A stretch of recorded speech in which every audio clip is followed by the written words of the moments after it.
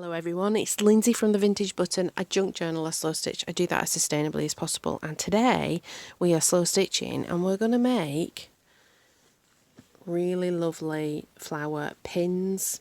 It can be something that is actually stitched onto something, but just like, it's a lovely little thing for the joy of it. Now, I have taken apart some thrift store, charity shop, silk flowers. I wouldn't buy silk flowers. I've got a lot, but I wouldn't buy them new anymore. It's not something I would buy new. I do have a lot of them because I used to do like in-person meditation sessions, and I found it quite helpful to have nice pretty things for people to look at. That was in another life before the pandemic. So we're going to make something like that. This is so easily, it's just the flower taken apart, which we will see. Look, I took it apart. Just ripped it off, took it apart, and then sort of layering different things. I quite like this kind of yellow colour. I put a bee on. Now the bee is a stamped image onto fabric and then just black. And sometimes I may add other colours, you know, I may add some grey or blue in the wings and then put lots of the yellow in to sort of make it more 3D. But I quite liked it quite stripped back, that it's just literally black. It looks quite good. So that's that. And then you could put a pin on the back. So this is a really simple version of just a stamped image onto some samples for some roller blinds. This is quite old. I've been making badges in all forms for well over a decade, and here are two that I've not shown in a while that I made for my child. So How to Train Your Dragon. All sample materials, and they are now an adult, so there you go. That's how old, that's how long I've been doing this. So there we go. This is I used to get like snippets and samples of like oilcloth, you know, and that was all really trendy, the Calf Kidston kind of vibe, and that's just the snippets from that. I would make like aprons and bags and things for school. So yeah, I would do what I did on the video on Tuesday, the junk journal video, where I said I would just stamp stuff out at moments of low mojo. This is where that originated from, but I would do it for slow stitch. So what are we going to do? How are we going to do it? So we have our little sample here. Now, this is very simple, and with hindsight, it might have been better to do on a video than what I'm going to plan to do for this. But we're basically, I have a little basket that's got, no it's not, where's my button gone? Here it is. So I've got a button that I've chosen, a lovely vintage button, because I am the vintage button. Is that going to focus? I'm going to put a button in, but I want to sort of decorate around the edge. I need something to stabilise it, so I have a little piece of felt. Now this is very thin felt, and it's felt I've had for a long time. Again, I don't know if I would buy this type of stuff anymore, or just use an old t-shirt, because I think that would work just as well. It's just I have this thin felt that I think I spoke about it last time, or it might have been in the comment about the strawberry pin cushions and making them. It might be in another video, just making hundreds of them. That's basically what I made them out of. Right, let's get in and sew the button on. I want to sew the button on in this blue. I've got my little needles set up, and then I want to put like a bit of a ring around the outside.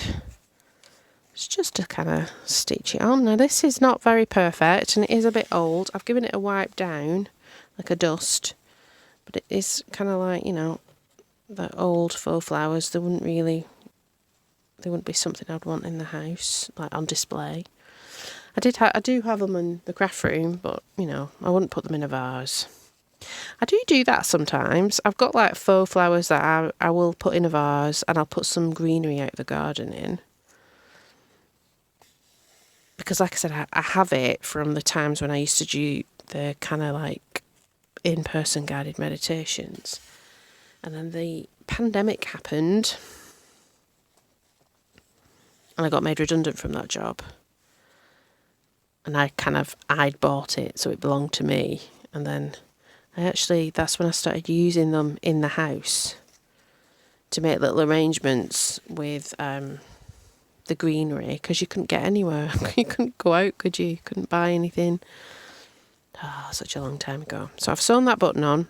It's not all centred. I'm not bothered. I am going to go in though, and I'm just going to sew around the outside of this button. I'm going to sew a bit of, I'm not just going to do a running stitch. I may just do a running stitch. I think that's alright to just do a running stitch. How are you all? I hope you're alright.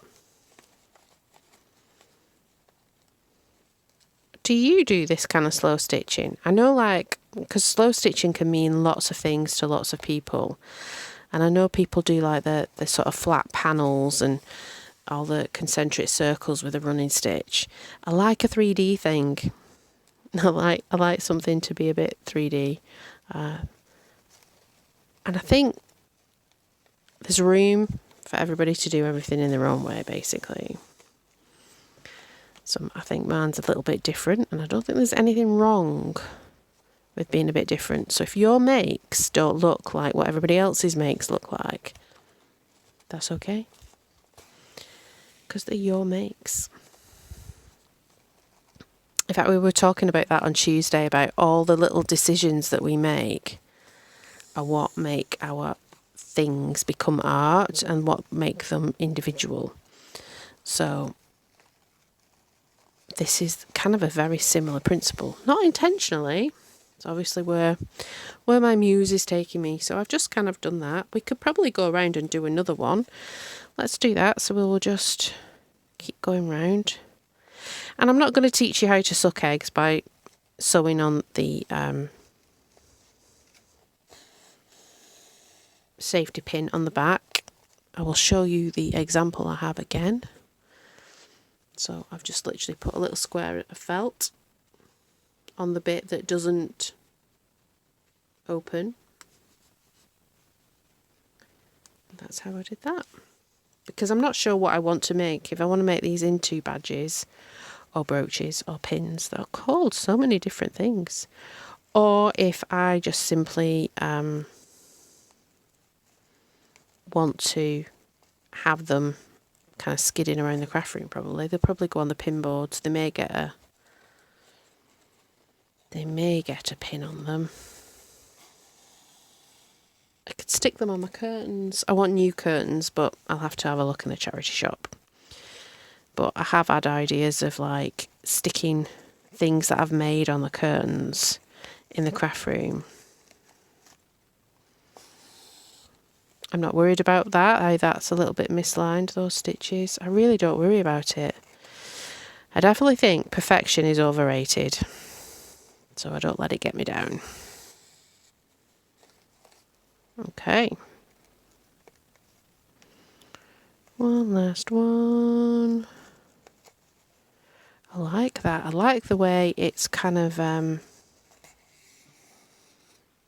made the petals go. Okay, I'm going to keep that in, and I'm going to go in. I've got some yellow and I've got some pink. I think I might do some French knots.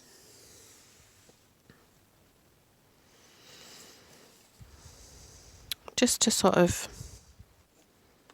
make it look different. Now what you could do is, once you've done all of your sewing here, you could put another piece of the felt on the top, like a bigger piece, and that would make everything neat. You know, with that kind of an idea, you could definitely do that. Now, it looks like my yellow was somehow got a little bit untangled. So we'll see how messy these French knots are. I think they should be alright. They should be alright.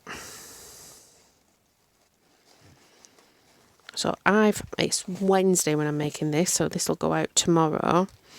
And normally I try to be a little bit more planned out for like videos, so that I'm making them a bit more in advance. But I think at the minute I'm sort of responding or trying to respond to what people want. So I've got a list of things that I want to do. So do pop in the comments if there's anything that you've seen or you can remember from other videos that you'd like me to do. I do have some old videos of things, but I've gone back and I've looked at the quality and I think, oh, I could probably do that better again or explain it a little bit better. Because I have been on my channel now, it's probably 2 years, more than 2 years. Yeah, it's quite some time really. So, you know, I am happy to do more. Because I think people want to see the rosette. I did show in the comments a video where I made the strawberry pin cushions, but I think I could probably do that one again. I've got some ideas for like seasonal things, so like, you know, some autumnal and then some kind of winter Christmassy bits that we can do that are slow stitch and junk journaling. So there's things happening. Lots of things happening. Right, I think I want that one there. Oh. So yeah, so I've had a busy day at work, and then I always had, I had like a meeting with my manager, you know, like a one-to-one, you have your monthly one-to-one with your manager. I had that, which was a nice way to end my day, really. Dinner's on the go. Everything's come together today. Like that. So I think what I'm going to do, I'm going to pause the camera because I want to do a bit more stitching. And we'll come back when I've done that all around. And then we're going to add some pink on. And then we're going to decide where our lovely butterfly is going to go. So I'll see you in a minute. So I'm back. And what I've done is I've just done these sort of straight stitches all the way around, and they're not perfect again. Remember, we don't do perfection, but when we look at the difference between that and that, it's kind of night and day, and we've made something really, really pretty. Well, something I think is really, really pretty. So now we have a decision to make about our lovely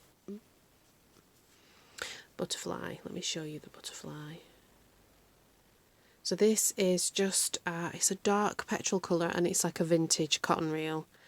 And it's straight stitches and French knots. So it's got like a little bit of kind of 3D-ness to it. And because of the stitching, and I love this, look, you can manipulate it. Do that with a bee as well. You know, like you can make the wings more up and risen, and just the stitching will do that. So where do we put now?